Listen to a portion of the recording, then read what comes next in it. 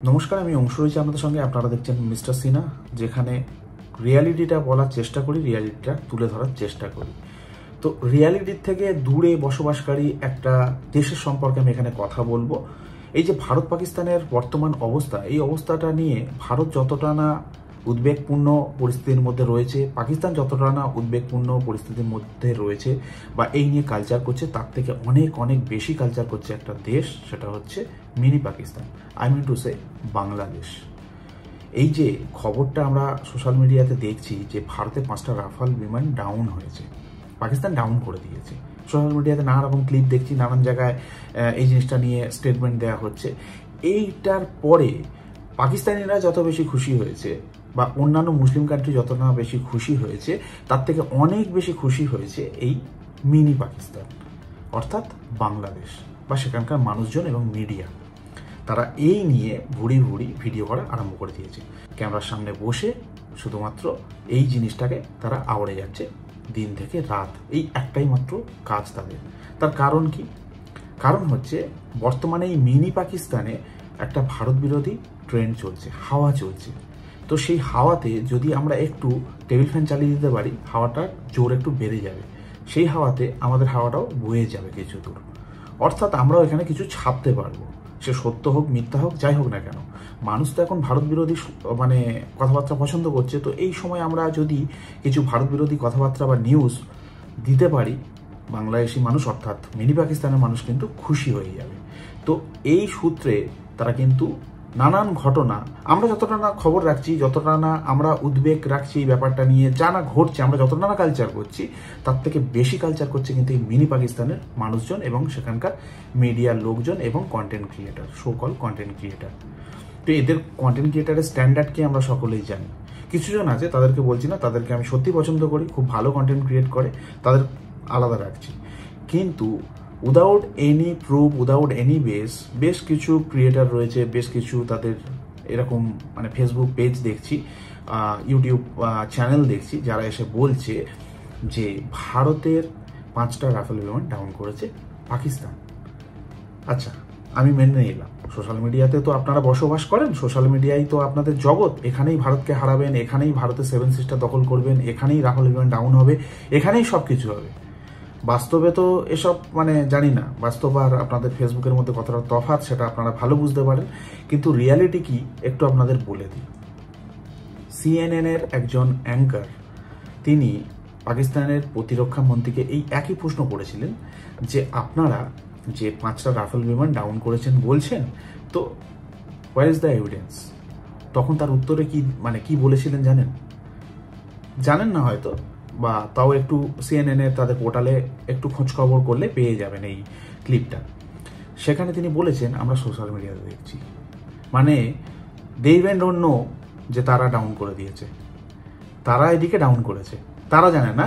কিন্তু এই মিনি পাকিস্তানের লোক জেনে গেছে যে পাকিস্তান আমাদের 5টা রাফেল বিমান ডাউন করে দিয়েছে। এই খবরটা তারা রাখতে পেরেছে।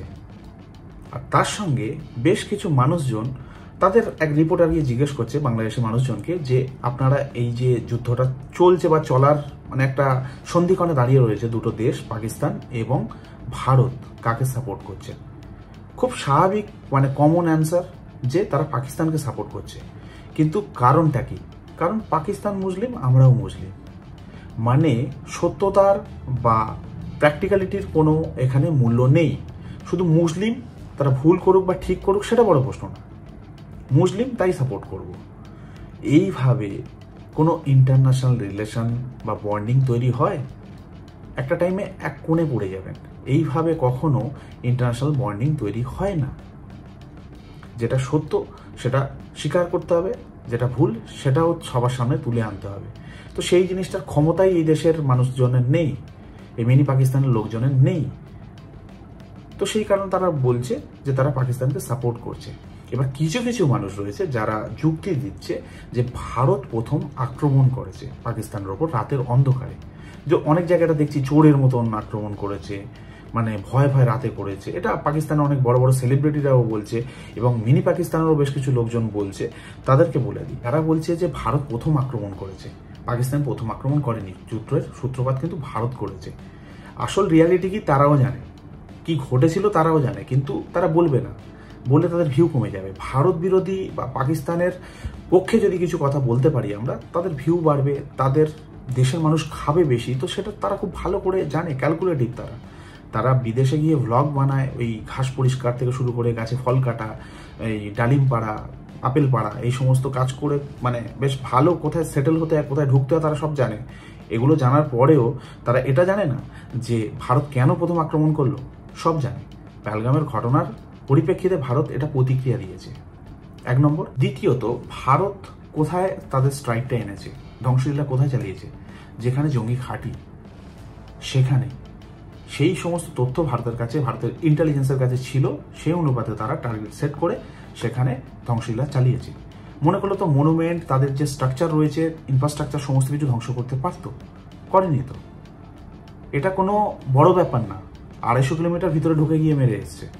তাহলে সেখানে তাদের ইসলামাবাদ কাছেই রয়েছে, আরও অনেক জায়গা রয়েছে, অনেক মনুমেন্ট রয়েছে, অনেক স্ট্রাকচার রয়েছে, তাদের অনেক সেনাবাহিনীর ক্যাম্প রয়েছে, সেগুলো তো ওড়াতে পারতো। যদি পাকিস্তানের সাথে তাদের শত্রুতা থাকতো, তাহলে পাকিস্তানের অনেক ক্যাম্প, আর্মি ক্যাম্প, এটা সেটা অনেক কিছু ছিল, সেগুলোর ওপর স্ট্রাইক আনতে পারতো, কিন্তু সেখানে করেনি, করেছে জঙ্গি ঘাঁটিতে। এটা গেল দ্বিতীয় পয়েন্ট। তাহলে এবার যারা বলছেন যে ভারত প্রথম অ্যাটাক করেছে, যুদ্ধের শুরু ভারতই করেছে, শুরুটা তো পহেলগাম থেকে হয়েছিল, ভারত তার প্রতিক্রিয়া জানিয়েছে। আর প্রতিক্রিয়া জানাতে গিয়ে তারা জঙ্গি ঘাঁটিতেই মানে আক্রমণ চালিয়েছে, তারা তো কোনো ইনফ্রাস্ট্রাকচার নষ্ট করেনি। মনে করলে করতে পারতো, 250 কিলোমিটার ভিতরে ঢুকে গেছে, আরও ভিতরে ঢুকে যাওয়াটা ভারতের পক্ষে মানে নট এ বিগ ডিল বর্তমান সময় দাঁড়িয়ে, যে টেকনোলজি বর্তমানে ভারতের হাতে রয়েছে। তো তারা মনে করলে অনেক কিছু তারা উড়িয়ে দিতে পারতো, কিন্তু তারা করেনি। পাকিস্তানের সাথে কিন্তু কোনো শত্রুতা ভারতের নেই, শত্রুতার জায়গা হচ্ছে এই জঙ্গি গোষ্ঠীগুলোর সঙ্গে, যারা পহেলগাম, তার আগে মুম্বাই, নানান জায়গায়, ভারতের নানান জায়গায় তারা সন্ত্রাসী হামলা চালিয়েছে। খুবই সিম্পল ব্যাপার, কিন্তু এই জিনিসটাকে এই মিনি পাকিস্তানের লোকজন এমন একটা জায়গায় নিয়ে যাচ্ছে, সেখানকার মানুষকে ইনফ্লুয়েন্স করছে, এটা বলে ভারত প্রথম আক্রমণ করেছে, তারপরে 5টা রাফেল বিমান ডাউন করে দিয়েছে। এভিডেন্স কই ভাই? ওই সমস্ত খবরের এভিডেন্স যেগুলো ওই মালবা পড়ে রয়েছে, টিনের কিছু মানে প্লেনের কিছু বর্জ্য, এটা মানে রাফাল মনে করেন আপনারা? রাফাল দেখেছেন তো নিজের চোখে? তো আগে এভিডেন্স আনুন। পাকিস্তানি এভিডেন্স দিতে পারছে না, বাংলাদেশ এভিডেন্স দিয়ে দিচ্ছে। মানে যারা ক্লেম করছে, যাদের সোশ্যাল মিডিয়া ক্লেম করছে যে 5টা রাফেল বিমান ডাউন করেছে, কিন্তু কোনো অস্তিত্ব আমরা দেখতে পাচ্ছি না। এদিকে মিনি পাকিস্তানের কাছে সমস্ত এভিডেন্স রয়েছে। আর আরেকটা জিনিস, পাকিস্তানের থেকে বেশি বাংলাদেশিরা চায় যে পাকিস্তান কাউন্টার অ্যাটাক করুক। তাদের একটা বলে দিই, যে কথাটা তাদের মিডিয়া বা সেখানকার কন্টেন্ট ক্রিয়েটাররা বা এই যে সমস্ত যে পেজগুলো রয়েছে তারা বলছে না, সেটা হচ্ছে পাকিস্তান কাউন্টার করেছিল, কিন্তু ভারতের এয়ার সিস্টেম এত স্ট্রং, এয়ার ডিফেন্স সিস্টেম এত স্ট্রং, সেগুলোকে প্রতিহত করা হয়ে গেছে। তারা ভারতের 19টা শহর টার্গেট করেছিল, কিন্তু তারা সফল হতে পারেনি because of the Indian air defence system. এটা আপনাদের দেশের মিডিয়া বা আপনাদের কোনো পেজ বা কন্টেন্ট ক্রিয়েটার বলবে না। আপনারা তো এটাই চাইছিলেন, পাকিস্তানের থেকে অনেক বেশিভাবে আপনারা চাইছিলেন যে পাকিস্তান কাউন্টার করুক, মজাটা তখন জমবে, ভারত তখন কোণঠাসা হবে। এত সোজা ব্যাপার না বন্ধু, এত সোজা ব্যাপার না। ভারতের ইকোনমি, ভারতের যে ডিফেন্স সিস্টেম, ভারতের যে ডিফেন্স বাজেট, ভারতের যে ডিফেন্স ইনফ্রাস্ট্রাকচার, সেটা অনেক অনেক অনেক অনেক much bigger than you think.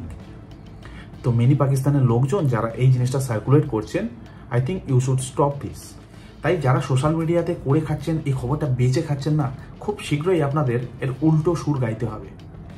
Bharat বিরোধী এখন সুর গাইছেন, ঠিক আছে, এর উল্টো সুরটা খুব তাড়াতাড়ি গাইতে হবে। কিন্তু কেন, সেটা খুব তাড়াতাড়ি আপনারা নিজেরাও টের পেয়ে যাবেন। তাই আপনারা নিউজ বিক্রি করছেন, নিউজ বিক্রি করুন, কোনো প্রবলেম নেই। আপনারা কি বলছেন না বলছেন সেটা সম্পূর্ণ আপনাদের ব্যাপার, কারণ আপনাদের গন্ডি এই ফেসবুক পর্যন্ত, তার বাইরে আর না। এই সোশ্যাল মিডিয়ার মধ্যেই আপনারা কেউ করতে পারেন, তার বাইরে আর কিচ্ছু করার ক্ষমতা নেই। তো সে যাই হোক, আপনাদের দেশের মানুষ যেটা খেতে চাইছে, আপনাদের বাবাদের গুণগান করলে সেই খবর বেশি চলবে, নাকি ভারত বিরোধী কথাবার্তা বললে আপনাদের সেই খবর বেশি চলবে, সেটা আপনারা ভালো করে অ্যানালাইজ করে নিয়েছেন, তো সেটা আপনারা করুন।